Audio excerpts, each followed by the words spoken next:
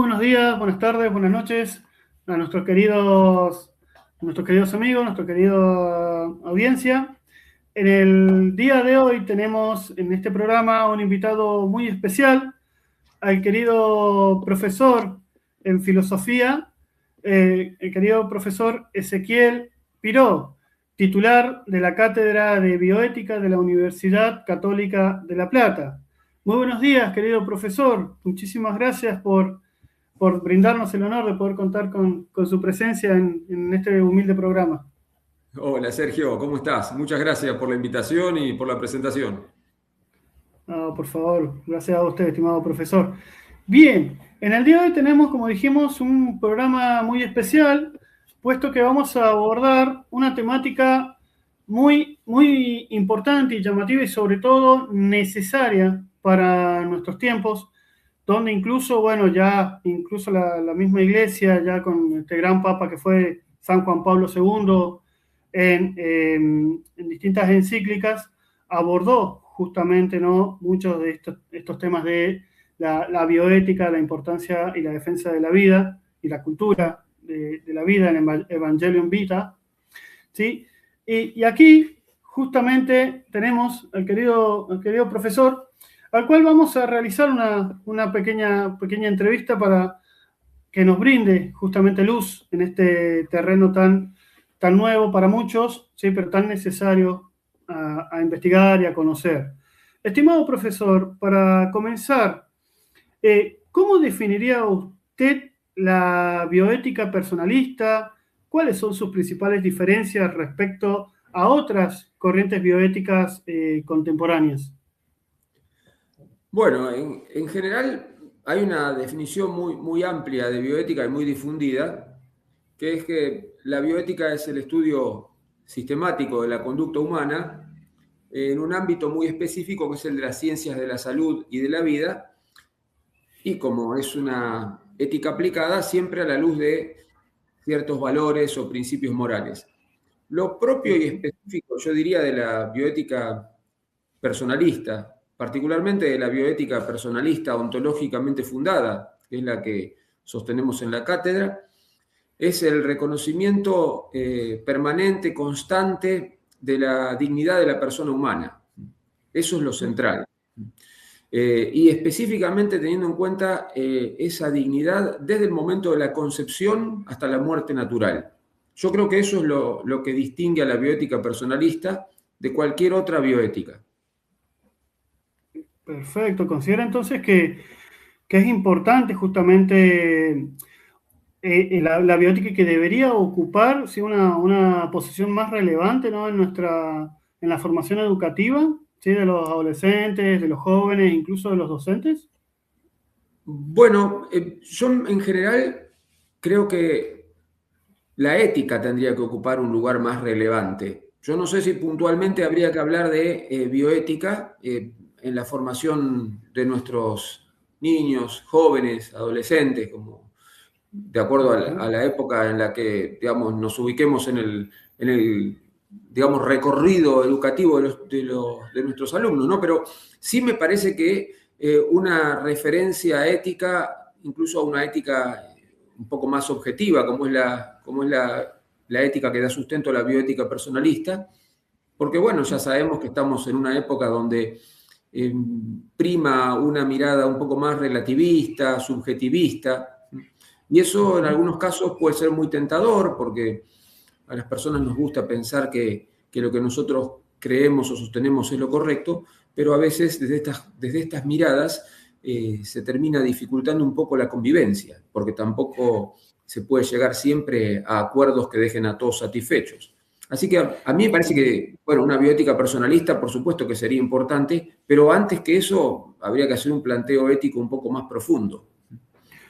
Claro, porque me parece que, justamente como usted lo ha dicho, ¿no?, en este momento donde la verdad es tan vista desde la subjetividad, eso nos puede llevar entonces a considerar subjetivo un montón de cuestiones que, por ejemplo, con el tema del aborto, con el tema de la vida humana, cuando se considera vida, cuando se considera que es un ser humano, ¿no? Y eso me parece que es un tema también muy importante para abordar desde la bioética, sobre todo esto, ¿no?, la bioética personalista, para justamente brindar esta luz, decir, bueno, somos seres humanos desde el momento de la concepción hasta nuestra muerte natural, digamos, es decir, que hay vida desde el primer momento, y por ahí, desde la bioética, justamente, puede dar mucha luz al respecto de esto, ¿no? ¿Qué opina al respecto, profe? Sí, yo personalmente creo que en estas cuestiones acerca de la vida hay que hacerle caso a lo que dice la ciencia y hoy ya no hay ninguna discusión posible acerca de cuándo comienza la vida. Desde el momento en que existe la concepción, la fecundación, hay vida humana. Después la discusión sobre si es una persona humana o no es una discusión que es de orden filosófico, ¿sí? Pero digamos, que no haya un acuerdo entre cuándo se es persona o cuándo no, no impide tener la claridad para reconocer que desde el momento de la concepción es una vida humana, y si es una vida humana merece respeto.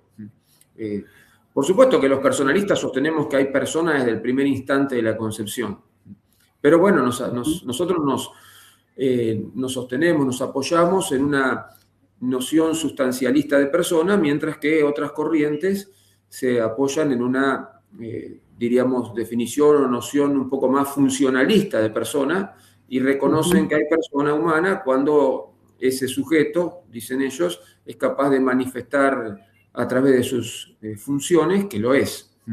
Yo creo que eso, digamos, es un poco peligroso porque en tal caso una persona que está en coma o alguien con Alzheimer o un niño muy menor podría cuestionarse su ser personal. Claro, claro, y eso hoy en día, por ejemplo, también está muy en boga en la educación, ¿no? Bueno, usted también lo suele ver justamente con este tema, ¿no? Ya sea en la ESI o las distintas materias donde se trata justamente, y cuando se dio el tema del debate del aborto, ¿no? Cómo se vio en las escuelas, incluso muchos docentes tomando partida en esto. Entonces, dentro del ámbito de la educación, ¿no? ¿Cómo puede haber justamente una injerencia o una necesidad, como usted dijo, si bien hacer hincapié en la ética más que en la bioética, pero ¿cómo ve la educación actual, digamos? ¿Se está formando personas o simplemente se está formando meros reproductores de conocimientos meramente subjetivos, digamos, dentro de la ética, ¿no? Y es una pregunta bastante compleja para mi gusto de responder, porque si bien es cierto que todos los países del mundo tienen sus sistemas educativos y difieren mucho unos de otros, a mí me parece que incluso por más que haya una orientación que siempre es política respecto de hacia dónde debe llevar la educación o cuál es el sentido que se le quiere dar a la educación, en la práctica hoy estamos un poco a merced, me parece a mí, de lo que cada uno hace en el aula. O sea, el problema quizá para mí no, habría que analizarlo mucho más, es un tema muy complejo, pero me parece que hoy el problema no es tanto una mirada cerrada y, digamos, determinada que oriente la educación hacia un lugar, como la dispersión de criterios que se puede dar a raíz de este individualismo y subjetivismo del que hablábamos antes. Claro. Yo creo que incluso, por más que haya algunos lineamientos que pretenden dirigir hacia algún lugar, termina siendo una cuestión de cómo lo implementa cada uno, ¿sí? A grandes rasgos se puede hacer una crítica hacia dónde se quiere llevar la educación, pero me parece que el problema principal es qué hace cada uno en el aula, y como cada uno tiene su interpretación de cada cosa, termina siendo que esa cosa supuestamente se quiere llevar de manera, como si dijéramos un bloque, al aula, termina siendo fragmentado, disgregado por cada uno de los docentes o profesores o profesoras que terminan realizando la actividad concretamente. Entonces, me parece que como que hay dos niveles de análisis que son diferentes. Uno es hacia dónde queremos ir como política, y eso puede ser, digamos, cuestionado, y después, ¿qué es lo que concretamente hace cada uno? Porque los que estamos en el aula, vos, yo y tanta gente que conocemos, me parece que somos conscientes de que el mismo diseño curricular, los mismos contenidos, son abordados por cada persona de una manera distinta. El famoso cada maestrito con su librito, ¿no? Es un disparador para pensar largo rato, ¿sí? Me parece que es un momento complejo para hacer este tipo de análisis, porque tal vez sería mucho más fácil decir, hoy pasa esto, hoy pasa el otro, y tal vez en otras épocas me da la sensación que había como una sensación más de cosa hecha en conjunto que ahora. Ajá, Y ahora yo no claro. observo que la gente esté tan de acuerdo en las cosas. ¿Sí? Por ahí están de acuerdo en cosas menores, en tener el último celular, en la zapatilla de marca, en la remera con tal inscripción, pero en otras cuestiones, más que acuerdos, lo que yo observo es como que hay un dejarse llevar, ¿sí? Ajá. Bien, claro. Claro, porque justamente es propio también de la fugacidad de nuestros días, digamos, porque eh, hay otra de las preguntas por ahí que me gustaría hacerle, estimado profesor, es ¿cómo, cómo desde la bioética se pueden abordar ciertos temas dentro de la, ya sea de la educación o las relaciones interpersonales, ¿sí? Como por ejemplo el tema de la educación sexual integral, por ejemplo, ¿no? Que hoy día genera muchos debates, como estábamos mencionando recién, y desde esta bioética, eh, ¿cuáles se consideraría que son aspectos positivos y cuáles las principales limitaciones de esta educación desde la bioética, digamos, teniendo en cuenta los temas que se abordan en dicha cátedra hoy en día, digamos, que también, como dice usted, depende mucho de cómo lo aborde el docente, pero hay lugares donde se les da vía libre, ¿no? Y los alumnos, más que educación sexual integral, están recibiendo casi adoctrinamiento.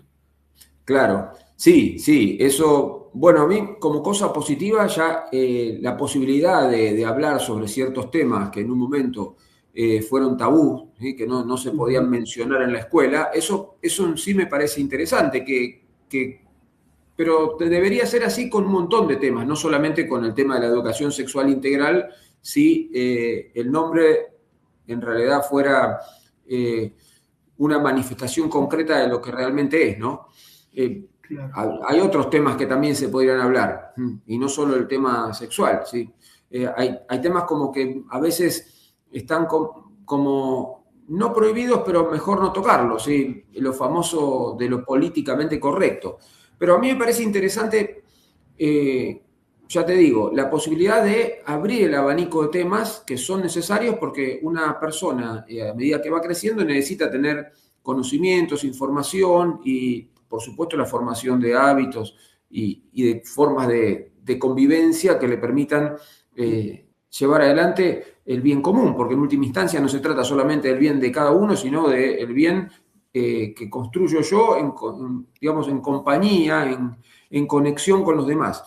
Entonces, en ese sentido, Ujú. me parece algo positivo que se ponga el tema sobre la mesa. Ahora, es cierto que algunas cuestiones podrían entrar en conflicto, tal vez con el tema de, diríamos, por ejemplo, la vulneración de la patria potestad. O sea, Ujú. ¿por qué muchas veces hay cosas que al menor de edad se le permiten y otras que no? Yo siempre digo, Claro. un menor puede ir al hospital y recibir una cantidad de elementos para evitar, por ejemplo, contagiarse de alguna enfermedad de transmisión sexual o una chica quedar embarazada, ¿sí? Pero en algunas jurisdicciones esa misma persona no puede salir de la escuela antes del horario si los padres no firman una autorización, con lo cual, digamos, parece haber una cosa que no termina de cerrar. Es mayor a los 15 años para tomar un medicamento por su cuenta, pero no es mayor para cruzar la calle e ir a su casa porque el profesor faltó. Digamos, son cosas que habría que pensar, ¿no?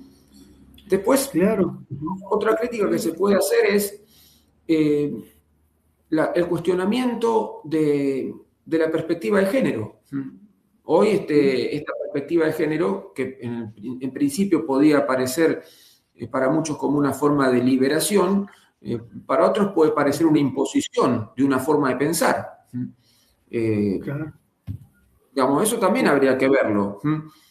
E incluso desde una mirada un poco más, si se quiere, ideologizada, para decirlo de algún modo, también se pueden hacer críticas a que muchas veces el abordaje que se hace de la educación sexual integral, pese a que la educación sexual integral pretende no ser biologicista, termina siendo biologicista.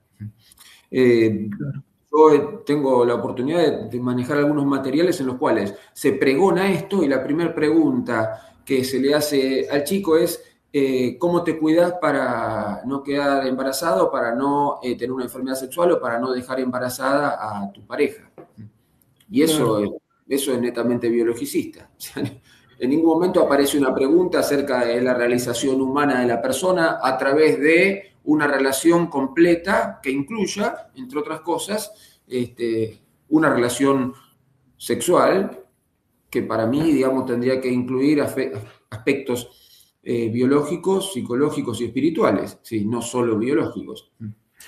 Exactamente, eso justamente es muy importante lo que me está comentando porque me llevaba justamente a la siguiente pregunta, que era esto, ¿no? Si se podrían, justamente desde la bioética, abordar estas temáticas desde una mirada integral, como usted lo dijo, ¿no? De una mirada no solamente biologicista, sino también espiritual, psicológica, moral, digamos, porque el ser humano no es solamente biológico, es la unión sustancial de cuerpo y alma, Exacto. digamos. Sí, sí, eso, digamos, es una posibilidad, de hecho en muchos lugares se hace.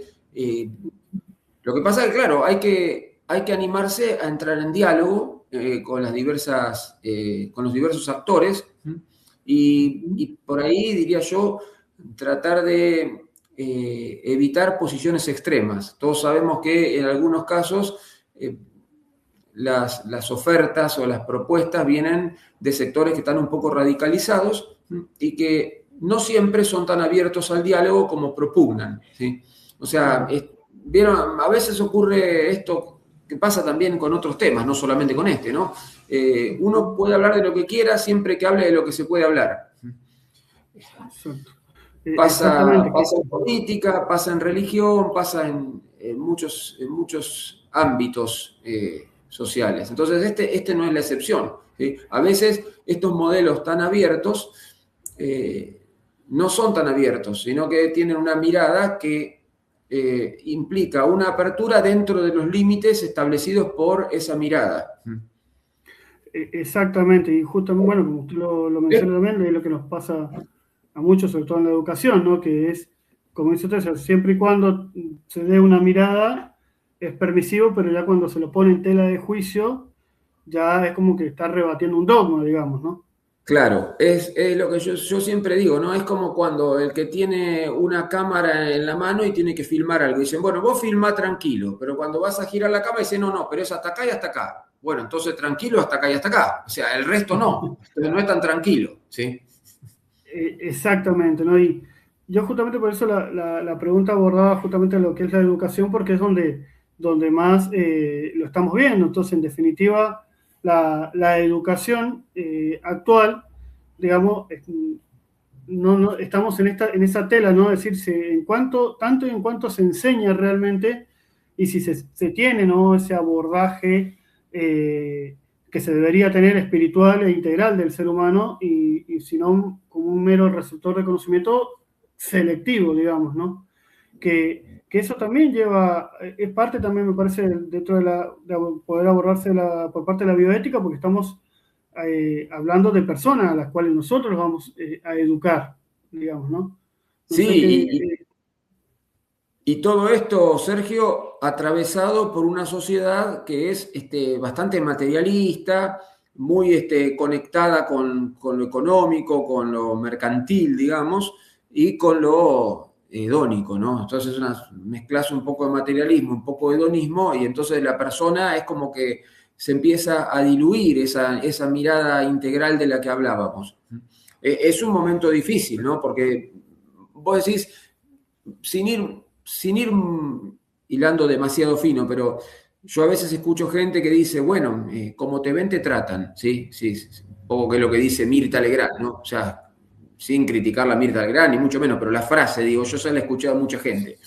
¿Y Sí. qué es eso de cómo te ven, te tratan? Que vos tenés que actuar de un modo particular, ponerte una ropa especial, usar una marca especial para que en algunos lugares te acepten. O sea, me parece que eso es absolutamente desubicado. O sea, Claro, claro, porque aparte, justamente no es tanto la estampa, sino justamente lo que tiene la persona y el conocimiento que tiene para aportar o para recibir, digamos, ¿no?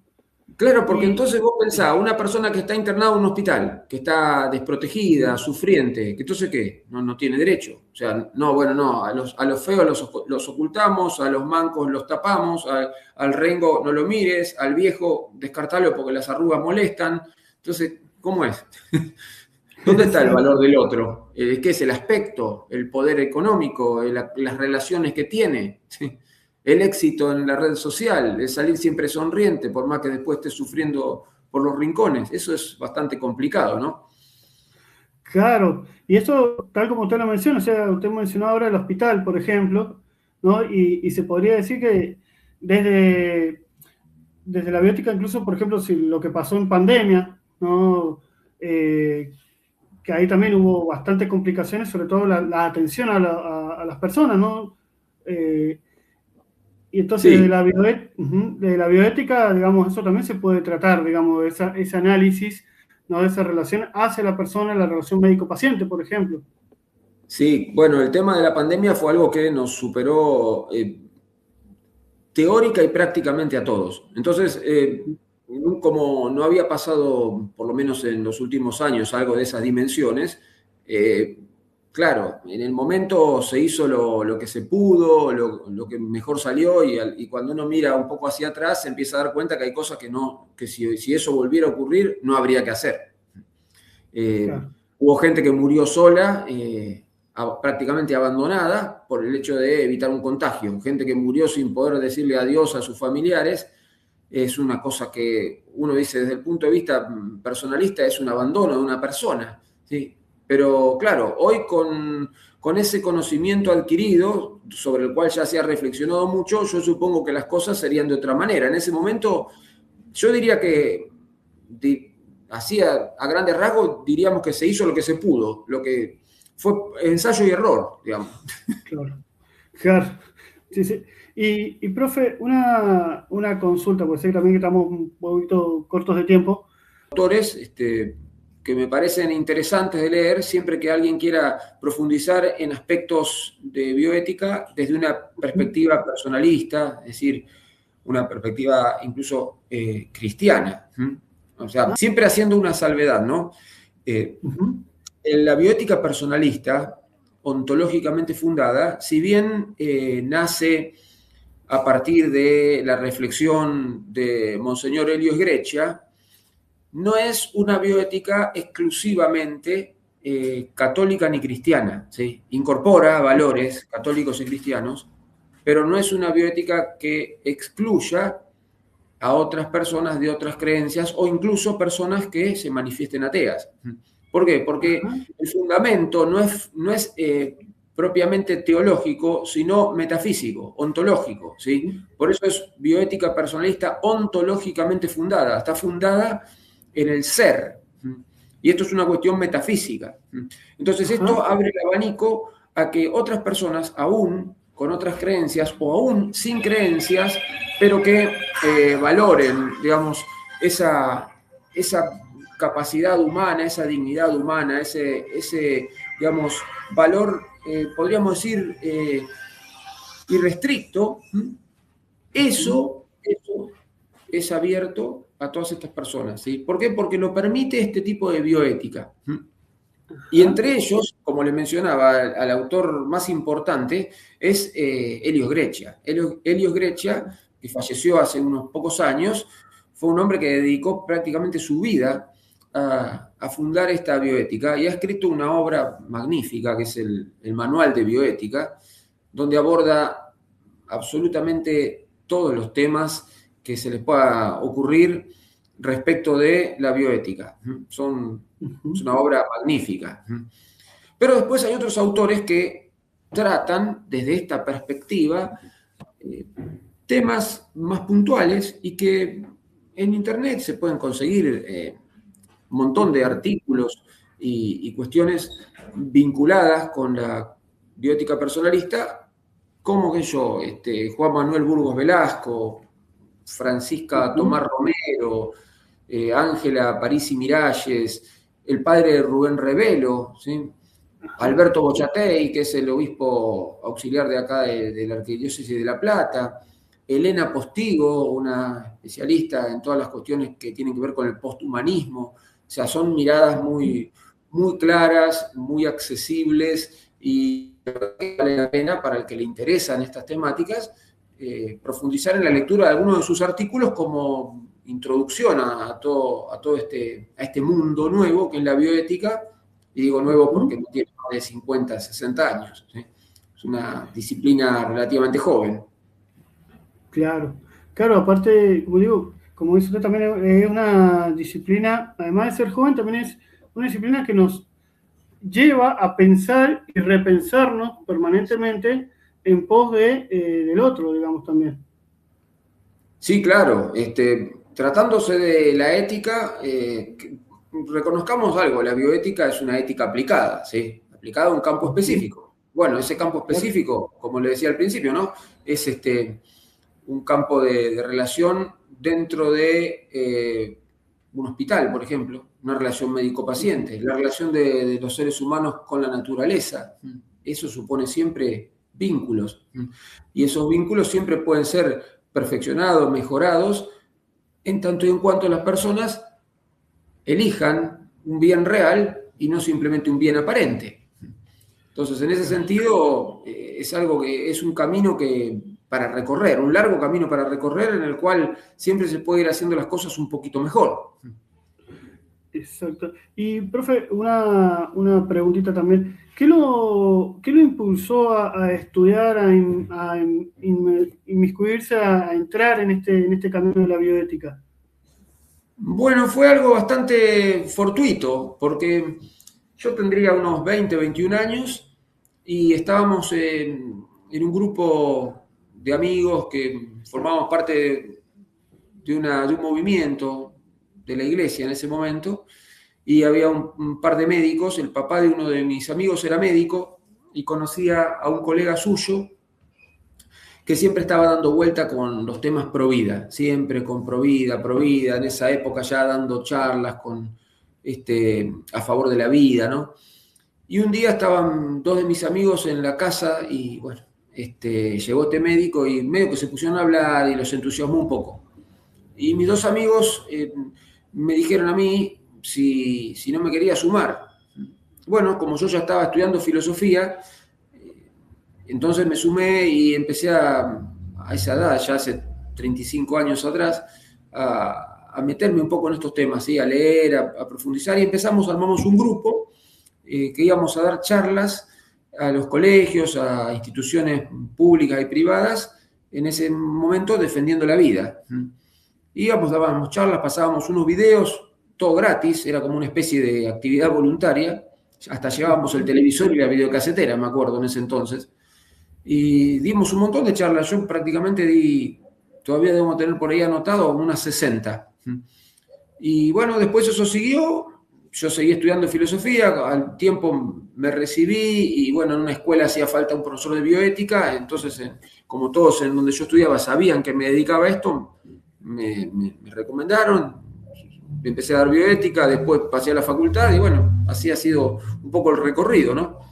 Pero ya te digo, fue algo fortuito, no es que yo dije, bueno, tengo en mi mente hacer tal cosa. Surgió y lo empecé a hacer y después me descubrí que era un tema que me interesaba, porque a mí particularmente la filosofía me gusta, pero me gusta más no la especulación tan teórica, sino la cosa volcada un poco más a lo práctico, o sea, a las aplicaciones más concretas.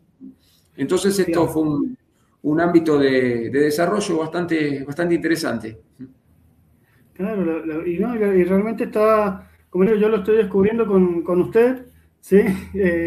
Y realmente es una rama muy interesante y que puede ayudar, yo particularmente estoy convencido que esto puede ayudar muchísimo, ¿no? En todas las ramas, sobre todo en el tema, para nosotros que somos educadores, ¿sí? Porque estamos trabajando con sujetos, no con objetos, ¿no? Como mucho tiempo se quiso decir. Y me parece que la bioética, y sobre todo en este caso la bioética personalista, tiene muchas cosas para aportar a la educación. Y una de las últimas preguntitas, profe, que es decirle, ¿no? Si usted tuviera que hablarle a un estudiante o hablarle a cualquier docente, ¿no? Desde el punto de vista de la bioética para su formación, ¿no? ¿Por qué es importante la bioética para la formación académica del docente, ¿sí? La formación del docente y para la formación de los pequeños, de los jóvenes? Bueno, si nos enfocamos en la bioética y en la definición original de bioética que di al principio, la cuestión que está relacionada con el ámbito de la salud, esa por ahí no es tan importante para la formación general de la persona, porque, bueno, no todos son inmediatamente pacientes, para decirlo de algún modo. Pero la otra parte, dice, la parte de la aplicación a las ciencias de la vida, esta sí es más general, porque hoy sabemos la importancia que tiene la bioética en relación con la ecología, por ejemplo. Entonces ahí hay una vinculación muy directa. ¿Por qué? Porque está bien, todos somos pacientes tarde o temprano, pero sí o sí todos somos habitantes de un planeta que requiere cuidado, ¿sí? Hoy más que nunca. Entonces, incorporar este tipo de formación desde chicos en los niños y a los profesores para que, digamos, puedan transmitirlo, a mí me parece que es esencial para conservar, sin ponernos dramáticos, la vida en el planeta. O sea, lo digo así sin ponernos dramático porque uno puede decir, uy, esto es catastrófico o es una persona pesimista. No, en el sentido de conservar la vida en condiciones dignas. ¿Sí? No simplemente la vida del que puede pagarse los lujos, sino la vida de todos en un planeta que no se vuelva en contra de sus habitantes por acción humana. ¿Se entiende, Sergio, a lo que voy? Sí, sí, sí. Sí, profe. Sí, sí, no, la verdad que bastante bueno. Y además de que, como dijimos, ¿no? Esto también nosotros, tarde o temprano, o sea, hoy estamos, mañana no estamos, y los que siguen son nuestros hijos, nuestros nietos, ¿no? Y justamente, mira, le tenemos que dejar un mundo vivible, habitable, ¿sí? Claro, es un imperativo moral ese, no es cuestión de, bueno, yo me voy, que se arreglen. No, a las generaciones que nos siguen a nosotros también tienen derecho a vivir en un planeta habitable, con un aire respirable, con un agua potable, como lo estamos haciendo nosotros. ¿Sí? Es una obligación moral. Exactamente. Y sobre todo también, volvemos con esto, ¿no? Por ejemplo, en este caso del medio ambiente y en la formación de la persona también que tiene que entender, ¿no? Que es sustancia individual de naturaleza racional, como decía Boecio, ¿no? Que citado por Santo Tomás, o el mismo Aristóteles, ¿no? Animal de naturaleza racional, digamos. Entonces, si tenemos esta naturaleza propia de razonar, de inteligencia, también tenemos que entender y somos conscientes de lo que está bien y lo que está mal, digamos, ¿no? Me parece Totalmente, totalmente. Exacto. Bueno, estimado profesor, antes que nada, vuelvo y repito, le agradezco muchísimo. Para mí es un honor poder estar aquí con usted. ¿Sí? La verdad que nos ha iluminado muchísimo, tanto a mí como a toda nuestra audiencia. Y bueno, como ya nos mencionó algunos autores, así que, bueno, no sé si quiere agregar algo más para que considere para la importancia de la bioética y que la gente se pueda seguir interiorizando, pero le damos ahí estos minutitos si quiere agregar algo más. No, simplemente que hoy la oferta para aquel que esté interesado en profundizar, hoy la oferta académica es variada en cuanto a la duración, la profundización de los temas, así como vos encontraste la diplomatura que brindamos en la Universidad Católica de La Plata, también hay otros cursos de más profundidad y menos profundidad en otros lugares, o sea que hay una oferta para aquel que le interesen estos temas, está disponible, ¿sí? Hay mucho material para el que no quiera, digamos, empeñarse en un curso. O sea que hay posibilidades de formación seria hoy en día con las posibilidades que también da la web, ¿no? De esa comunicación a distancia, etcétera. Por otro lado, bueno, agradecerte por invitarme a tu programa. Yo siempre en esta situación no tengo el más mínimo inconveniente de charlar, de aportar ideas y estar siempre dispuesto a dialogar para ir avanzando lo más que se pueda por caminos de buena convivencia, de armonía, de paz entre las personas, tratando de buscar siempre el bien común y no solo el bien individual. Así que yo también te agradezco mucho por haberme invitado, Sergio. Es un placer. Muchísimas gracias, estimado profesor. Bueno, a nuestros amigos, bueno, esto fue todo. Los invitamos a permanecer atentos, ¿sí? A las nuevas entregas, a suscribirse, a darle me gusta, que la verdad que nos ayudan muchísimo, ¿sí? Con este programa, donde, como ya saben, abordamos tanto de historia eclesiástica, historia regional, siempre una mirada revisionista, y desde justamente la filosofía, también desde el punto de vista realista. Y la idea justamente es esta, ¿no? Seguir contribuyendo al bien común, contribuyendo a la formación.